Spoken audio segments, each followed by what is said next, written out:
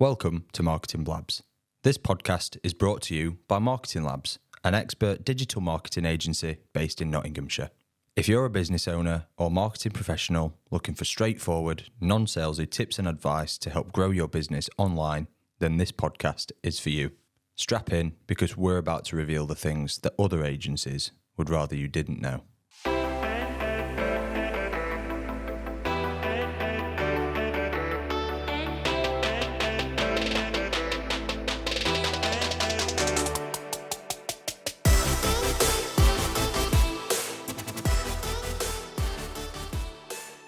Hello and welcome to another episode of Marketing Blabs. For those of you who don't know who I am, I'm Tilly Hayes and I'm the SEO executive here at Marketing Labs. Today we're talking about a crucial decision many businesses face, whether to debrand or rebrand their business. We've seen a growing trend of debranding amongst well-known companies in recent years, with 70% of brands undergoing a rebranding effort within 10 years of their founding. Joining me on today's pod is Tom Haslam, our creative director, Emma Nunns, our content marketing executive, and last but not least, our web developer Josh Stapleton. Today we'll explore the strategies behind debranding and rebranding and when to use each approach to revive your brand. Let's get started. So in my mind, there's a significant difference between the two. A debrand I would previously consider as maybe a brand refresh, where you're just updating or refreshing the visual identity of the business.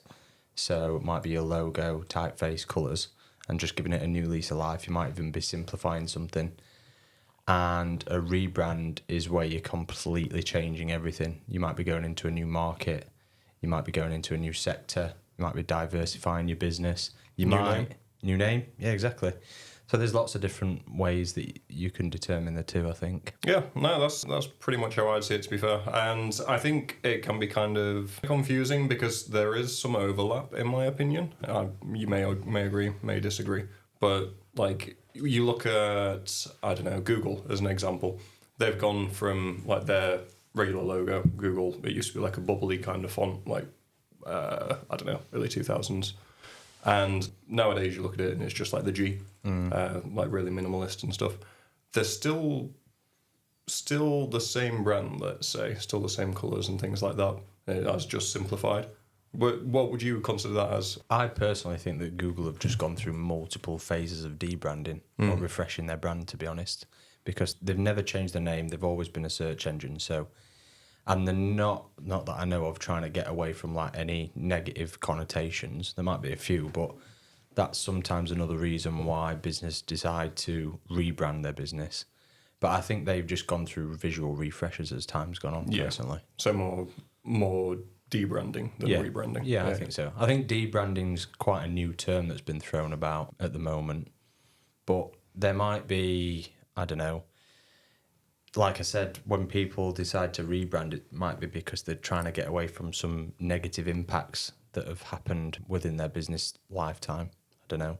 It's almost like refocusing, retargeting, kind of, going after different customers, maybe. I think if you just keep it simple and think debrand is more of just a visual update, refresh, simplification of your visual identity, and a rebrand is completely changing it. I think that's the simplest way of describing it. I was going to ask as well whether there was any specific ways in which you can rebrand, but you've kind of spoken about that already. Like the full rebrand, the refresh, or like there's brand merger as well, isn't there, sometimes? That's an interesting one because I think mergers is you're essentially rebranding two businesses then. So I think you're essentially rebranding. A merge would be a rebrand, in my opinion. Fall under that category. Like EE. Yeah, exactly. I think just to chuck in there, it's like a debrand is like to revitalise. You might have, I don't know, your visual identity might just be getting outdated and you want to just freshen it up a little bit. That would fall under a debrand. Yeah. Or it's either simplifying it or revitalising it. What do you think of this? Because most people nowadays, as far as I see, I guess kind of considering a rebrand, a debrand.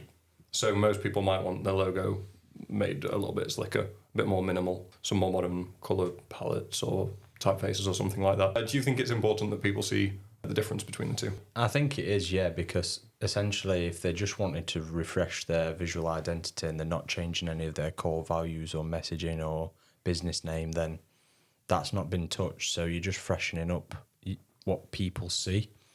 You can look into like messaging and things like that, but I think a rebrand, you'd have a completely different approach. Like I'd approach a rebrand completely differently to what I would do a debrand.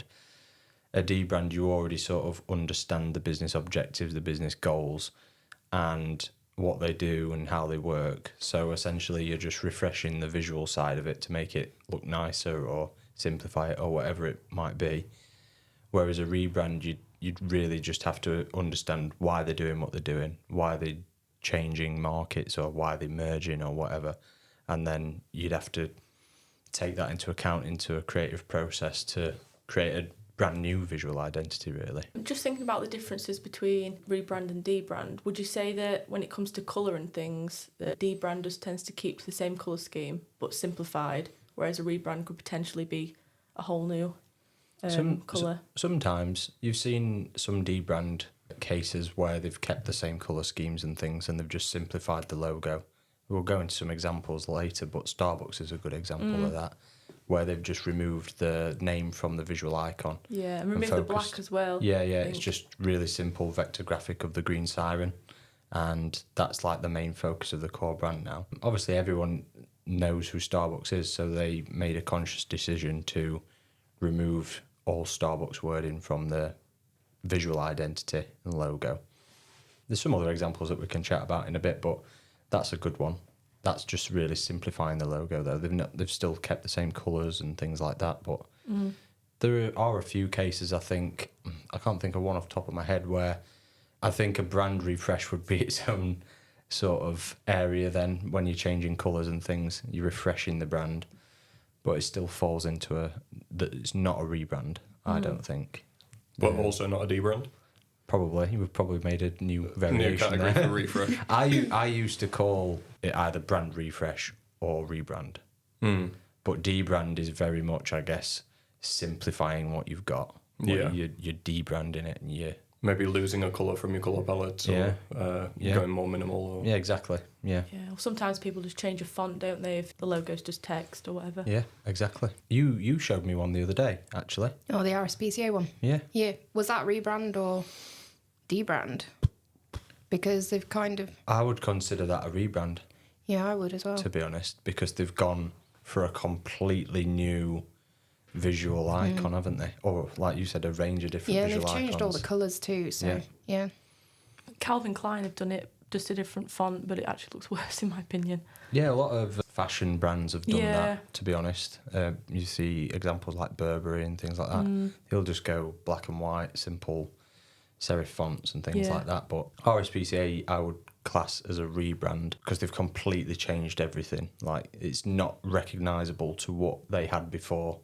So that is a rebrand. We had a bit of a debate on it, didn't you? Because you didn't like the fact that they used different visual icons with Yeah, because, I mean, their little dot at the end, it changes depending what animal they're talking on about, which I guess it's not really their logo, I suppose, but it is, like, that's what they've called like an it. extension of it. Yeah, and I appreciate the concept of changing the animal so that you can see how many animals they help. But I don't know, for me it was just, I didn't like that part of it. And I'm also not a fan of the new blue, but... Oh, it's never Yeah. been blue before, has it? Yeah, it was a navy blue, yeah. It's gone to quite a vibrant one. Yeah, it's almost like pure RGB blue, isn't it? It's like...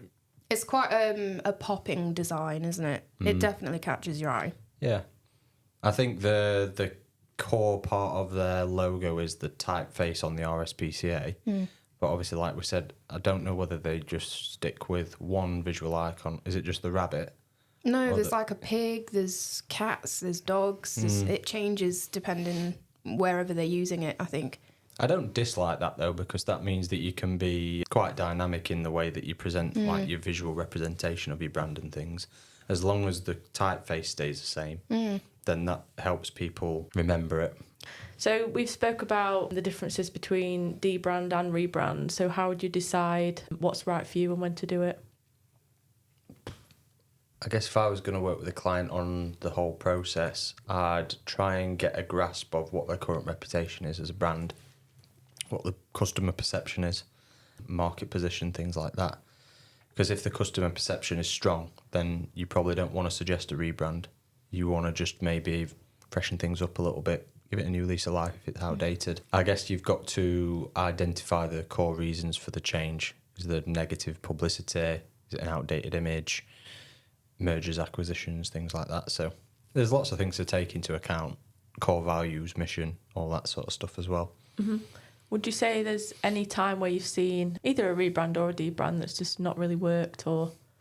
Yep, quite a few. Yep. Tropicana did one, didn't they? Tropicana, Was awful. They went back. Yeah. They changed it and then like a week later changed it back. Really? Yeah. Yeah. They completely changed their brand. Like, it was unrecognisable, and I think they lost a lot of sales from it too. I'll have to look that up. Did you see Leeds United when they did it? No. When they changed their logo? Did I? You must have done. Leeds Football Club. They changed their visual identity completely, and all the fans just kicked off royally. So is it now the hand? Like No, this? they tried to. They tried to change it to that, Ooh. and all the fans like properly kicked off saying, "What the hell have you done?" Yeah, that's not It's smart. not. No. It wasn't a good look. It Yeah. wasn't. Obviously, I can see the reasons why they did, because the Leeds badge emblem is quite old, but they could have done it in a way where they just freshened it up rather than completely changing it to this weird fist. Also, a lot of people prefer the football badge or the emblem to be quite traditional if they've been a fan for a long time and stuff like that. So Yeah, but you see, when Man City did theirs, they changed theirs, but they just freshened it up and give it a really clean sans serif font. yeah, Updated the graphics so that they're really clean vectors and things like that. That you can still do that, and it still holds a bit of historic value, should I say? yeah, I suppose that's the issue when you, I guess, fiddling with a brand. You can very easily like alienate your existing audience. Yeah. Especially if they've been with you a long time and they've always known you one way. Yeah, I suppose it's very easy to lose customers that way. I think that's what happened with Tropicana, though, isn't it? Like, people genuinely didn't know who they were anymore. So I guess when they was looking for the orange juice or whatever they was looking for, they couldn't find it and thought, I'll get a different brand. I imagine that's what's happened, because Tropicana's been around ages. It's a really big, like, it's a prominent brand in the orange Huge. juice, isn't it? So Did they change just their visuals, or did they change the name as well? Because I don't actually remember this happening. no, it was just the visuals. But like, when you look at, like, when you think Tropicana, you see the carton, don't you? But when you look at the visuals, I actually think the design's nice. I don't dislike it, but I can see why people would like. I think they just lost their identity through changing it so much. Yeah. I think another good example of when you would see or even consider a rebrand is when there's problems within your customer scope, like My Hermes. They had a really bad negative customer sort of value on them. now they've gone to Every and they've still got And a it's bad followed rep. them. That's another example, though. Rebranding doesn't fix everything. No, it doesn't, because you still have to make sure that your processes are correct at the end of the day. Like, if you've got someone just chucking a box at your house. When you're looking at reasons to maybe rebrand or debrand, is rebranding, you do look at the whole business, don't you? You Yeah. don't just go, oh, we're going to tweak a few things. It can be your processes internally, it can be your target audiences and stuff. So yeah. And get feedback from your stakeholders. That's a core thing to consider when you're rebranding, for sure.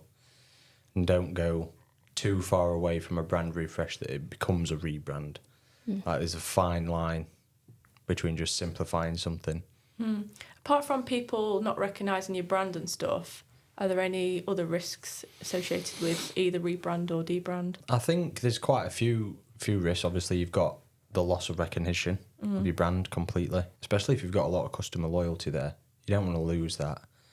Obviously, there's the money one. It costs a lot if you're getting it done properly to rebrand. And if that goes wrong, then you fucked it, basically. I think, are you talking just money in terms of like the actual rebrand? Well, or not just when you that. think of your assets, like your printed media and things like that? Well, if you use the Tropicana example again, they invested in the rebrand. So obviously they get all the visuals done on the computer first and everything like that, mock-ups. But then if they sign that off and go to print and get all the packaging done, all the cartons of orange juice done, they've invested thousands, if not maybe even into the millions when it comes to that. So yeah, think about it before you do it.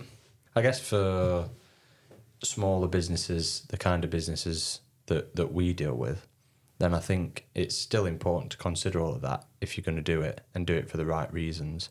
Half the problem is when people start, they don't do it properly from the start. But businesses, when you start, if you look at a business when it starts and then 5 years on, they've changed quite a lot. So that's why you find a lot of businesses change within that first sort of 5 to 10 year mark.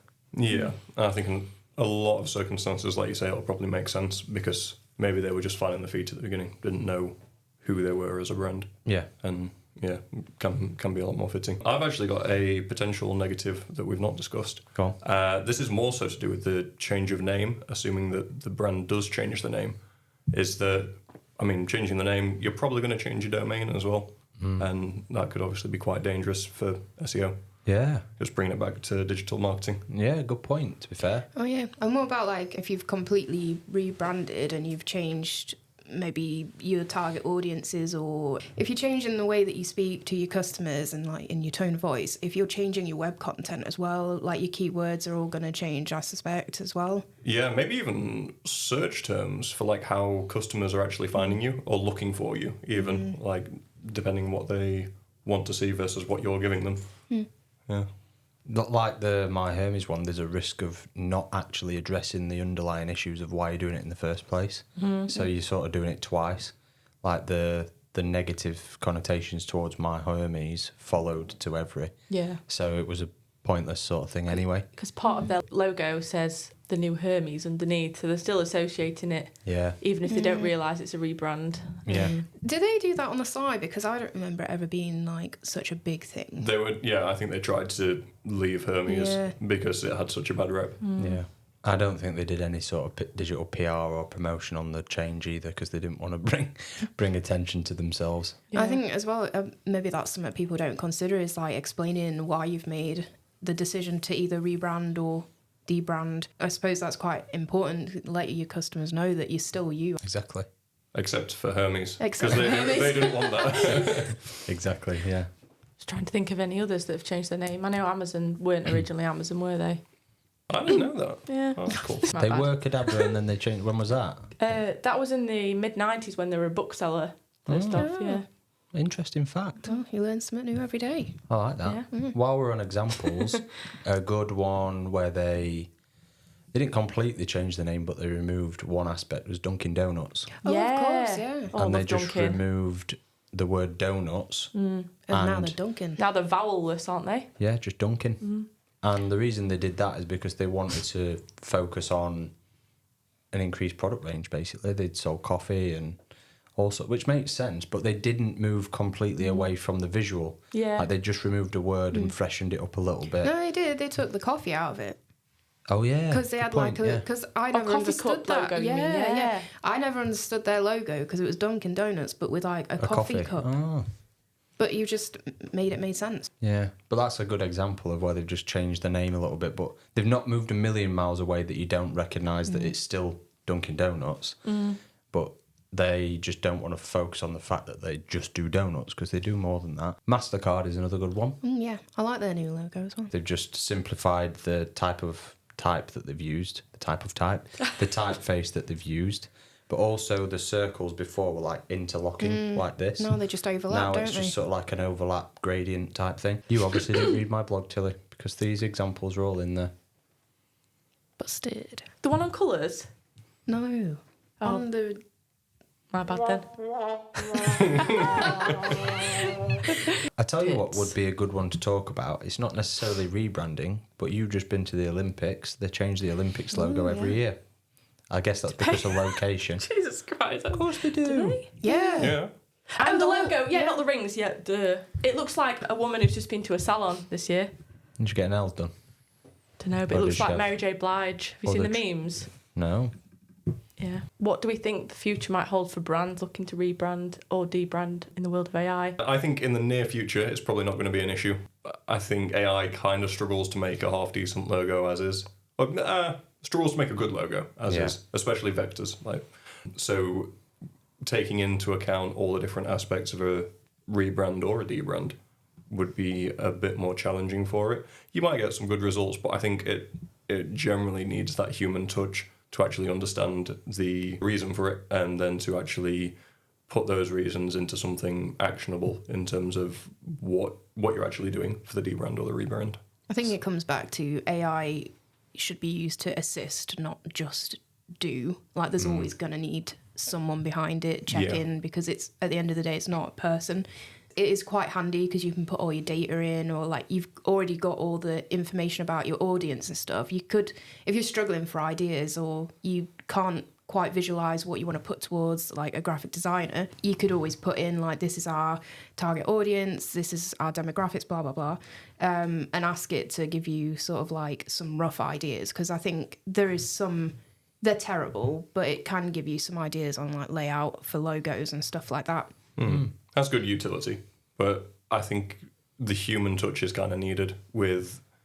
I mean, it's a very feely thing, if that makes sense. Like when you look at a brand or a logo or something like that, you're not looking at the data side of it as a consumer. No, but you are also, when you've got a logo, for example, I'm just coming back to that, is you are trying to reach a target. You are trying to, it comes back to like colours and stuff, doesn't it? You want to evoke feelings.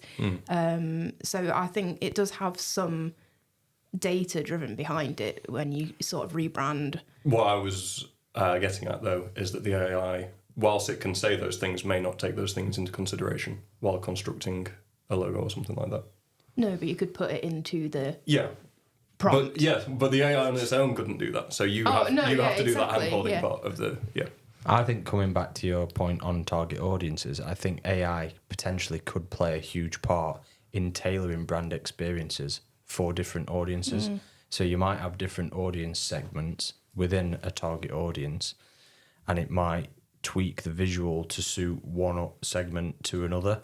Like, for example, you could use the RSPCA. You might just think horsey people might want to see a horse, so it shows them the horse. Rabbit people. Rabbit people. Lizard people. Lizard people. Dog people. Spider people. This reminds me of those people who modify the bodies to look exactly. like. So that could be a good example how it tailors the brand experience to specific audiences and customers. But you could use it to analyse your customer feedback data as well and pump that into a visual tweaker of some kind, I don't know.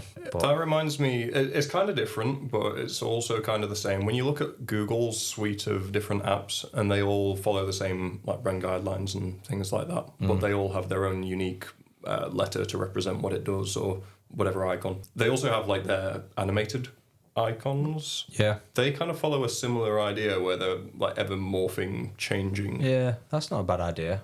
I think from a visual perspective, I think it's tricky. But I think you can definitely get it to assist in messaging and things like that, and how you tweak your messaging for certain audiences in your visuals. I don't know. You could get it to come up with. Obviously, you've got to feed it all the right information, but you could get different taglines, ideas from it, things like that.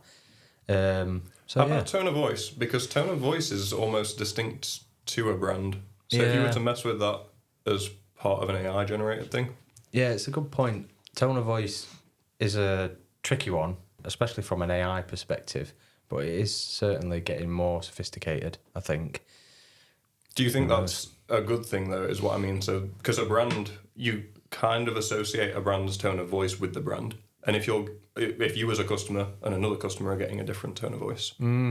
Yeah, I guess it comes down to the customer interests and how it tailors that experience to that customer. If it's feeding the customer the right thing, then does it really matter if it's going to breed the loyalty in that customer?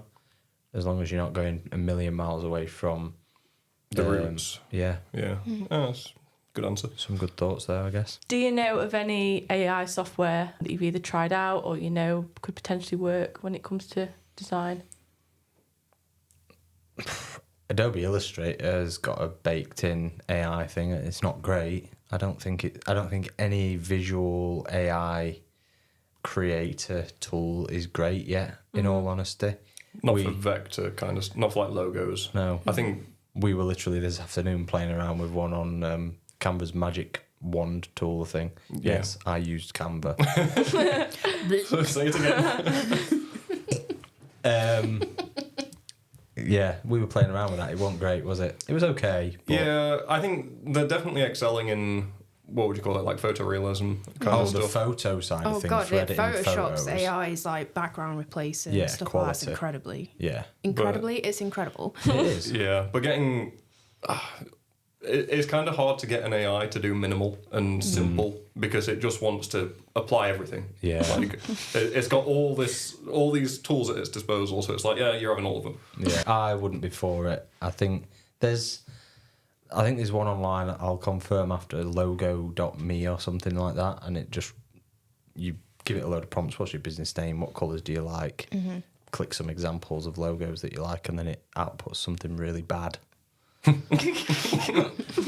Really bad. I was going to say that most of the ones I've seen have been either really generic AI nonsense, or it's been they're using AI as a buzzword, and it's actually just, here's like 500 different icons and 500 typefaces, and it's like your name, random icon chosen that kind of matches what your business does. Yeah. Yeah.